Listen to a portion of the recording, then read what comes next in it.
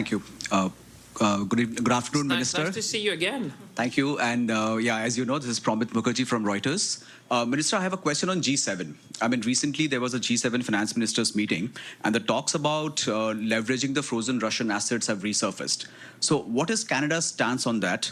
And which institution in Canada actually holds the bulk of these assets? Well, that's a very good question. And it gave me the opportunity to brief my colleagues, the finance ministers of Canada about the discussion. You would know that in our last G7 meeting, which was on Monday, the main item on the agenda, I mean, there was discussions around critical minerals, around export control, and obviously Ukraine. As you know, since Canada chaired the G7, Ukraine has always been a key focus of our attention as G7 ministers.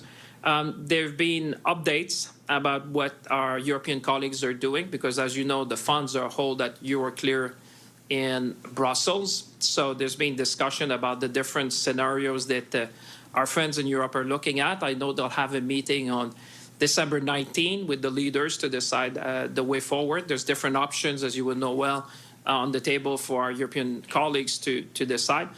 From a Canadian perspective, as you know, there's very little assets which are within jurisdiction. But Canada is very, we've always been very helpful, I would say, in this discussion, not only in convening the meetings as chair, but also as providing solution. And I want to salute also the work of my colleague, Chrystia Freeland, our special envoy for Ukraine.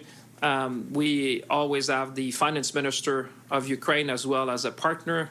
We met just recently. Everyone is focused on trying to find a way forward to leverage the frozen Russian assets in order to provide the support which is very much needed.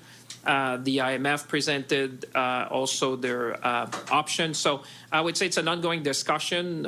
We all try to do our utmost to support Ukraine at this very difficult moment, understanding their financing need, understanding that we need to leverage the frozen Russian assets. And at the same time, Canada has been at the forefront of these discussions to provide solutions.